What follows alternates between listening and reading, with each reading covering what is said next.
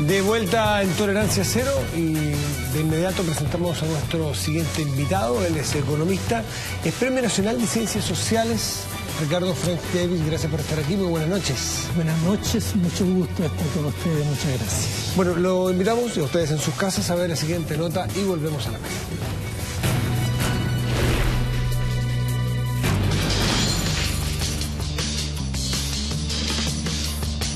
Pocos días quedan para la votación en la sala de la Cámara para el proyecto de reforma tributaria. El debate está abierto, así como las críticas. Y esta semana los cuestionamientos vinieron desde Estados Unidos.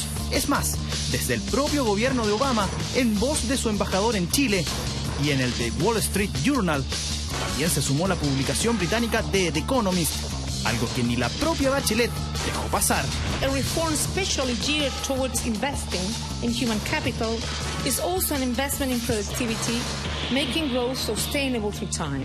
Y mientras el debate se prolonga en Chile, los países vecinos, en especial Perú, se frotan las manos ante la inminente aprobación de la tributaria. En general, la tributación es un arma muy efectiva para amortiguar el crecimiento económico. Exacto. Por lo pronto, Perú, creo, salvo que haya alguna novedad que siempre podemos tener, no está incrementando sus tasas tributarias. Las ya conocidas críticas al proyecto tributario desde la derecha, ahora resulta que hay quienes, desde el mismo oficialismo, plantean su posición crítica. No sigamos utilizando a las pymes como escudo para defender los intereses de las más grandes empresas que se están negando a pagar los impuestos que tienen que pagar. Les va a afectar a unos más, a otros menos, pero a esos que les va a afectar menos, de todas maneras nos preocupa que sean las pymes, y para ello nosotros debemos establecer algunas compensaciones. Aquí no estamos todos dibujados y que hayan puros activos nomás. Yo creo que todos podemos ponernos creativos y activos en mejorar el proyecto de ley. Solamente que yo esperar que llegue acá el proyecto para ver si incluso uno u otro tenemos mejoras que hacerle. Telenovela de la reforma tributaria que tendrá un nuevo capítulo esta semana en el Parlamento. De aprobarse en la Cámara de Diputados, el ministro Arenas se anotará un primer triunfo en una batalla que no ha sido fácil. Chile lo que está haciendo es lo que efectivamente el mundo desarrollado en buenas prácticas recomienda: hacer consistentes el avanzar en políticas que enfrentan la desigualdad, haciéndolo responsablemente, y eso quiere decir con ingresos permanentes a través de su sistema tributario. ¿Para qué veas tú? Ricardo French Davis, hemos escuchado, bueno, esto es como el fútbol, hay tantos directores técnicos como hinchas, digamos, todos harían su propio equipo, y los economistas casi pasa lo mismo con la reforma tributaria, digamos, hay casi tantas formas de recaudar, porque ya afortunadamente se generó casi un consenso, siempre hay gente que cree que no, de que hay que hacer una reforma y que hay que recaudar eso porque bien le vale a un país invertir en capital humano, porque al final es lo que nos va a hacer pegar un salto. Dicho eso, el cómo está a la discrepancia, y me gustaría saber cuán cerca o cuán lejos está usted de las herramientas que plantea esta reforma tributaria para generar la recaudación sin afectar el crecimiento, bueno, el ahorro, la inversión y el crecimiento. Bueno, yo estoy bien cerca. Creo que la reforma está bien reflexionada. No es una sorpresa que surgió a la segunda o tercera semana de gobierno. Ha sido bastante discutido ya 2 años atrás por varios de los actores que están hoy día presentes en las decisiones. Entonces está bien reflexionada, pero es una obra del ser humano. Ya se han hecho correcciones en la Cámara de Diputados, a mí me parece muy bien, avance, el gobierno escuchó, se hicieron planteamientos razonables, los aceptó y hemos avanzado, y quedan algunas cosas adicionales que corregir. A su juicio, ¿cuáles son los dos preguntas en una, pero es la misma al final? ¿Cuáles son las piedras que pone, por así decirlo, hasta este supuesto desarrollo, conseguir crecimiento, y cómo las mejoraría usted? O sea, ¿dónde ve obstáculos, dónde ve ruidos en esta reforma y qué cambios le haría? Claro, los cambios no es lo central, ¿cierto? O sea, primero, como usted planteaba, necesitamos alrededor del 3%. Interesante que el año 90 tuvimos otra reforma también de 3%. Muy interesante recordar el debate. El debate era, se acaba la inversión, se acaba la economía de mercado, etcétera, y tuvimos un resultado estupendo en los primeros 8 o 9 años de gobiernos de la Concertación. En la economía crecía 7,1% en lugar del 2,9% promedio de la dictadura. Ahora estamos en un periodo en que esta nueva reforma no viene después de los N años de 7, y tantos por ciento de crecimiento, sino que viene después de 15 años de 3,9%. Esta economía, a diferencia de lo que la información de esta columna de Estados Unidos y algunas declaraciones extremundistas, no viene una economía que esté en un régimen creciendo a una velocidad intensa, sino que estamos en un periodo de bajón. No solo de los últimos 6 meses, en que estamos en 2,7%, o sea, estamos en una economía muy desacelerada, pero en los últimos, de la crisis global, estamos creciendo en promedio más lentamente cuando uno cuenta los buenos y los malos años, y eso nos está diciendo, esto hay que meterle aceleradores, y tienen que ver en parte con el capital humano. No solo la inversión para 20 años más, ¿cierto? De los niñitos, niñitas que sean bien alimentadas y bien educadas. Necesitamos hacer cosas para los que están en la fuerza de trabajo hoy día, que tuvieron mala educación. Y eso requiere varias cosas, de las cuales una es financiamiento. Cosas en las cuales uno diría que hay que meter correcciones importantes. Parte de esta discusión, que parece una discusión entre sordos, ¿cierto?, nos afecta a las pymes. Sí, los que van a pagar son las pymes. O sea, son dos cosas polares. No es posible, ¿cierto? Hay un campo intermedio entre la pyme y la mediana y la grande, en que no está claro los puntos de corte y cómo afectan a los sectores. Desde mi punto de vista, a las pymes, si tomamos 600, 700 de los 800.000, está clarito, esos no son afectados por esta reforma tributaria.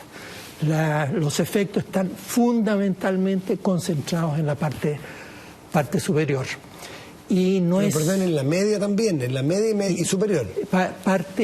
Hay parte de la media, pero lo que es impuesto a la renta, actualmente, en 2013, solo 17% de los contribuyentes del país pagaron el impuesto progresivo a la renta. Solo 17%.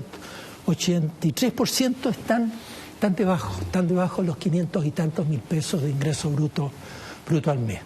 No son afectados por el impuesto a la renta. Está concentrado arriba y muy fuertemente, como dice la autoridad, en el tramo del 35 o 40%, donde actualmente hay muy poquitos chilenos que estén declarando que ganan más de 6 millones de pesos al mes.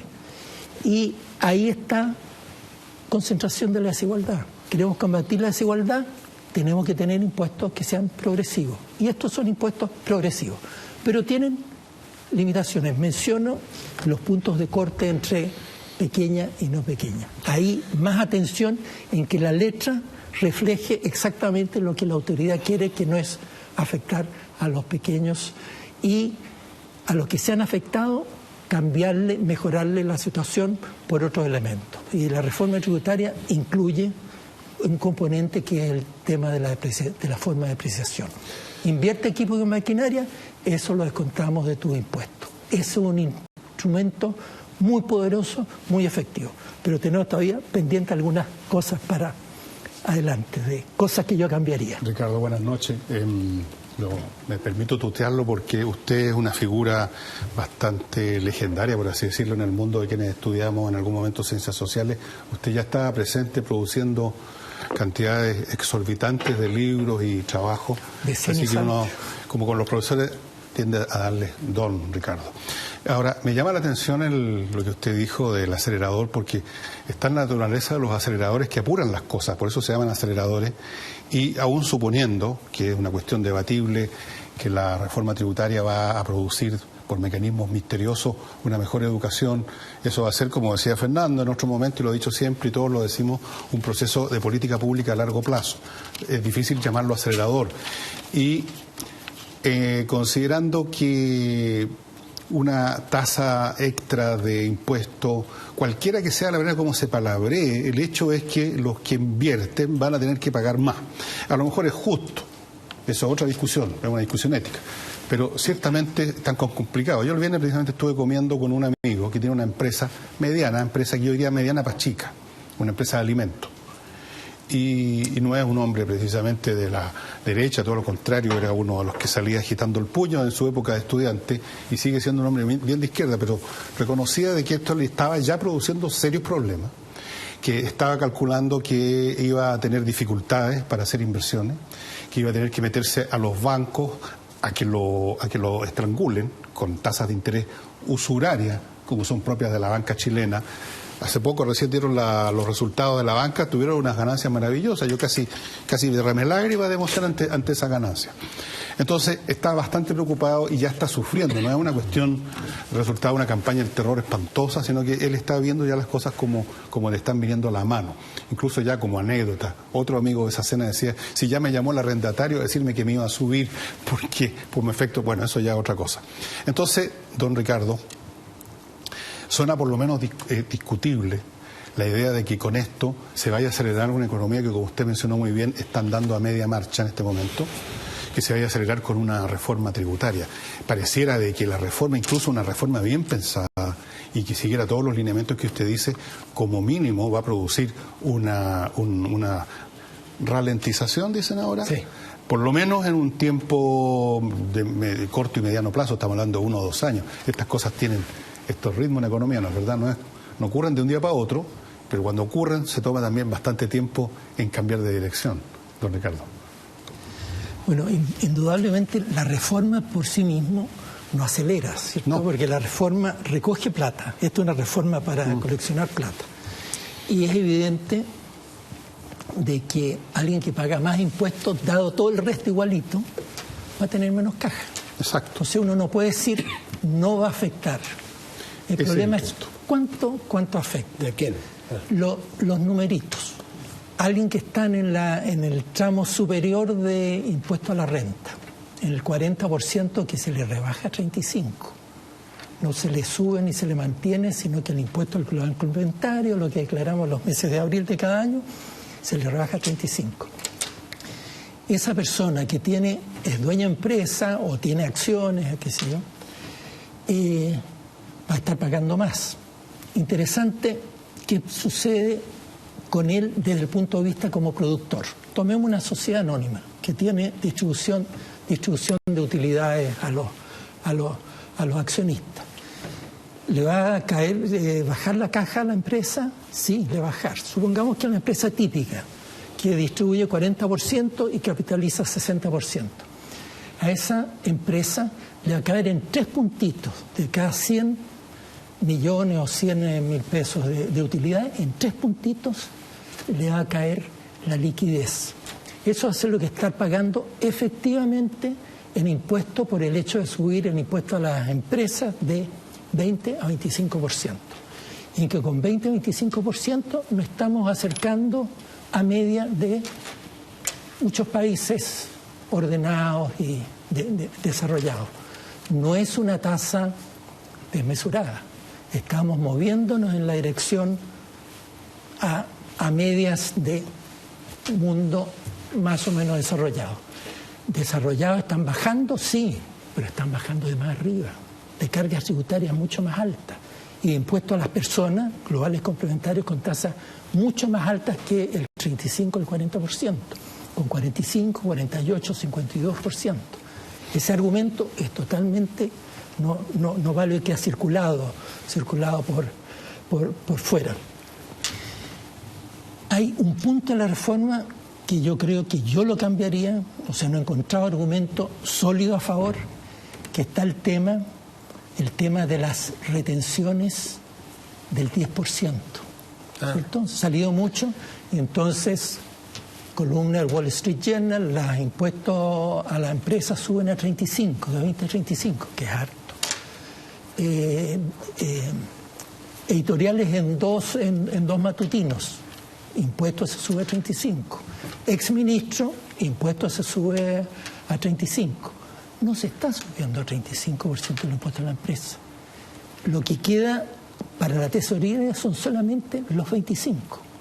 Los otros 10 los retiene la empresa, pasa por Hacienda y se le devuelve en abril al contribuyente que está declarando su impuesto global complementario. No tiene sentido mantener ese 10% que ensucia la discusión, lleva argumentos que dicen, claro, 35 parece muy alto, 25 es muy razonable, y lo que va a quedar en la tesorería es solamente los 25. Ese es un cambio muy sustancial y no sé por qué, a lo mejor va a salir en el Senado. Pero hasta aquí no se ha hecho. Ricardo, déjenme preguntarle un tema más... El más global de todos, ¿no? Don Ricardo, para usted. Ya, don Ricardo. Un tema más global... Yo no me atrevo a tutearlo porque ustedes no me tutean. No, sí, lo estoy tratando de usted. Va a salir un tema más global, ha salido, digamos, se ha puesto de moda un tema más global y bienvenido que sea, creo yo, que se haya puesto de moda, que tiene que ver con el nuevo gobierno, que tiene que ver con este libro ya tantas veces comentado del francés Piketty, del que hemos hablado tantas veces y se habla tanto, parece, y también va a salir... a propósito de la discusión sobre la reforma tributaria, un tema de fondo que de alguna manera usted trata en su libro, Chile entre el neoliberalismo y el crecimiento con equidad, 40 años de política económica, que es el libro que tenemos acá, no sé si lo alcanzo a mostrar ya. Entonces quiero preguntar una pregunta que puede ser media bobalicona, pero que es la de fondo. ¿Es posible crecer con equidad en el neoliberalismo? ¿Es posible? 40 años después de analizar. Yo diría que el neoliberalismo como tal, que es deificar el mercado. El mercado sabe, dejamos que el mercado tome las decisiones estratégicas. El crecimiento nos hace crecer a todos. Ese neoliberalismo, a mi juicio, tratamos de mostrarlo a través del libro, rutinariamente no da ni crecimiento ni equidad. Normalmente da concentración de ingresos. Algo lo que pasa en el mundo, que discute este economista francés, es porque el mundo se movió, ha tenido bandeadas, ¿cierto?, de economía más mixta, más intervencionista en la posrecesión de los años 30, y después se fue 80, 90, algo de lo que conversamos antes, esta matematización de la economía y economía en que desaparece como la presencia del ser humano, se fue desviando demasiado a que los mercados resuelvan los problemas. Y los mercados pueden resolver algunos problemas micros, pero los problemas de organización de la sociedad no los resuelven. Ahí está el peso de los poderosos versus los débiles, y por eso necesitamos Estado para rebalancear voces. ¿Y cómo se resuelve esa desigualdad? Porque en el caso Piketty su solución es gravar el capital. ¿Usted es de la misma teoría? Y esta reforma tributaria está yendo en esa dirección. O sea, de rebalancear los impuestos entre trabajo y capital. Porque es natural, algo que dice él, pero que no es novedoso, ¿cierto? Esto está presente en la literatura por mucho tiempo. Si el capital se va reproduciendo, va invirtiendo, no tiene impuestos especiales por eso, va creciendo normalmente más rápido que lo que crece toda la torta de la sociedad. Y naturalmente termina más concentrado. Y eso ha pasado en los últimos 20 años en el mundo, y pasó en el caso de Chile abrumadoramente en los 16 años de dictadura. La concentración del ingreso, hay un grafiquito ahí en el capítulo 7 del libro que muestra cómo sigue concentrando en el 1, 2, 3, yo trabajaba con 10 y 20%, ¿cierto? Pero todavía es mucho más concentrado en el 1%. Pero en los 90 no hubo una revolución económica, seguíamos con hubo continuidad y cambio, por parte de lo que se discutía en la sesión anterior. Hay mucha continuidad, pero hay cambios importantes y cambios significativos en que uno dice, ¿por qué en los 16 años de dictadura crecemos 2,9% por año? ¿Por qué los salarios en el 89 son menores? La cantidad de bienes que compraba un salario promedio es menor el 89 que el año 70. El salario mínimo, menor, una canastita más chica el 89 que el año 70. Ese fue el neoliberalismo, con plenos poderes para hacer casi todo lo que querían, con algunas restricciones porque algunos militares se oponían a cosas que civiles querían echar a andar. Como la privatización de Codelco, por ejemplo. Codelco, 2 militares que salvan, por suerte para Chile, que salvan a Codelco. ¿Cuánta plata le ha dado con este boom de precios? ¿Qué pasa en los primeros 8 o 9 años de concertación? El crecimiento es de 7,1%. Eso es una diferencia enorme por año. O sea, es una línea que se va moviendo así. Antes se movía así, ahora así. La brecha de disponibilidad de bienes y servicios es notablemente mayor. ¿Y qué pasa con los salarios? En lugar de caer, los salarios crecen 4 o 5% promedio por año sobre la inflación. Inflación bien medida, sin choecura, etcétera. Eso no es lo mismo. ¿Milagro? ¿Porque era democracia? No. Porque hay democracia en Argentina y en Brasil que terminan hiperinflaciones de 5.000% y de 2.000% y que había el temor de que eso mismo pasara acá. Había sido un poquito antes que nosotros, ¿cierto? Tremendo tener miles % de inflación. Hay un conjunto de políticas coherentes. Una cosa clave, una reforma tributaria. Tenemos que gastar más plata permanentemente. Tenemos que mejorar los sueldos de los profes. Tenemos que construir más carreteras porque tenemos atrasos en infraestructura. Necesitamos reforma tributaria de 3% del PIB. Y otros cambios re importantes. ¿Qué le había pasado a la dictadura? La confianza, que es lo mismo que le pasa al mundo con la crisis global del año 2008 y 2009. Mercado financiero suelto, que son especulativos, obviamente, son cíclicos, inflan y después desinflan. Entonces ellos se salvan, pero queda la sociedad, la crema, ¿cierto? Desempleo y pymes, que sufren intensamente. ¿Qué está detrás de eso? Ingresos, mucho ingreso de capitales que nos miran muy bien, nos meten harta plata y esa plata la empezamos a comer. En la dictadura se comieron importaciones que crecían como locos, las importaciones en 79, 80, 81, 82. Dólar barato, empieza a desalentar las exportaciones, especialmente las exportaciones con valor agregado. ¿Y quiénes sufren más en la economía interna? Las pymes y las pymes exportan, están en el comercio interno y compiten con importaciones con arancel bajo y dólar barato. Y los sacan del mercado, desalientan a los que quieren entrar al mercado. ¿Cómo evitamos eso? Vamos a regular las entradas de capital. Esto es una cosa que se llamó el encaje, capítulo 8 del libro, el encaje. Nos está entrando mucha plata, le subimos la barrerita a través de una decisión del Banco Central, una barrera más alta. Si quiere entrar, tiene que pagar un impuesto, una comisión, etcétera. Y vamos a manejar el tipo de cambio.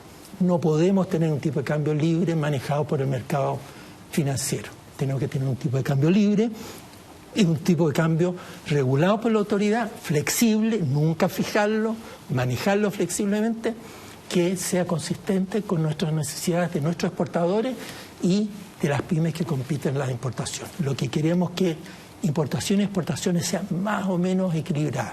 Uno no puede estar siempre importando mucho más que lo que exporta, porque eso es deuda. Y los que te prestan, de repente te piden, ahora me paga. Y tú te acostumbraste a no pagar, Ricardo, sino que a gastar. Ricardo, déjame hacer una pregunta sobre ti. Tú eres un puzzle para mí por varias razones. Una, porque creo que en todos los gobiernos de la Concertación en algún momento se te puso como candidato de ministro de Hacienda. Era prácticamente común decir el candidato lógico. Doctorado en Chicago, persona con sentimientos de concertación, había escrito una cantidad de libros, como decía Fernando, lo citaban por todas partes. Y nunca fuiste ministro de Hacienda ni tuviste, nadie te pidió que fueras ministro de nada de tu rubro. Y lo que se rumoreaba así sotoboche, por eso te quiero preguntar, es que lo que pasa es que él es muy pasado para la punta. Él es muy demasiado progre para lo que queremos hacer. Para esta cosa de hacer las cosas en la medida de lo posible, él sería un ministro que querría que la medida fuera un poquitito más allá, que desafiara un poco lo imposible también. ¿Es verdad eso? ¿Sientes tú que fuiste postergado porque tus ideas eran más de avanzada que las de la concertación? Yo creo que es un ingrediente. A lo mejor hay algunos rasgos personales, uno no hace poca vida social, ¿cierto? A lo mejor es muy importante esto de articular, etcétera. Pero yo soy muy partidario del diálogo, de intercambiar opiniones. Tengo mis opiniones, pero las ajusto, ¿cierto? Pero es cierto, y probablemente hubo algo que costó. Cuando Pinochet, 5 días antes de la elección presidencial, que era evidente que don Patricio Aylwin la iba a ganar, echó a andar el Banco Central Autónomo. Entonces la negociación entre gobierno y la concertación era ya, después de un tire y afloja, ya, le damos 2 a la concertación, 2 pinochetistas y un independiente. Eso es el directorio. Es el directorio, el Consejo del Banco Central. Y el día anterior de que se nombrara, me dicen, bueno, obvio, tú y Roberto Saller. Y digo, bueno, a ver, lo voy a pensar en la noche. Y yo decido en la noche, no me da el estómago, que ese nombramiento, ¿quién lo firmaba? Lo firmaba Pinochet. Y yo dije, yo entro después, cuando estemos en democracia, sí que me puede costar, ¿cierto? Pero va a haber tantas opciones de... a lo mejor, yo no soy calculador. Yo nunca en mis decisiones, trato de ser siempre racional, pero no como voy yo en la parada, ¿cierto? Nunca es antitético conmigo eso. Pero yo creo que eso costó, y es la razón por qué el 91 no fui yo nombrado cuando salió el quinto, que tenía 2 años. Obvio que debiera ser yo. Yo era economista jefe del Banco Central por 2 años y pude influir mucho en esto del manejo cambiario, en el encaje, etcétera. Yo creo que tengo parte de, junto con Roberto Saller, con Juan Eduardo Herrera y con el ministro de Hacienda, un gran conductor en esos años, Alejandro Foxley, ¿cierto? Que era el jefe ejecutivo del equipo económico, pudo participar en eso, aunque no tuviera un cargo grande. Y después eso ha pesado. Después de eso sonó siempre como candidato cada vez pero ¿no lamentas tú el no haber estado en una posición de poder haber sido más ejecutivo? Sí, porque estoy convencido de que uno en varias instancias tuvo visiones aceptadas y entonces ha tenido más influencia y haber podido interactuar y ajustar la posición de uno en las conversaciones con nosotros. ¿Sabe lo que pasa, don Ricardo? Usted es el tipo de persona que Julio Cortázar calificaba como los cronopios. Los cronopios son como usted. Las famas son los que se llevan el cargo. Los cronopios estrenan sombrero y les llueve. Así es. Ricardo Franchetti, muchas gracias por estar aquí en Televisión. Mucho gusto, muchas gracias. Pausa y volvemos. Un cronopio.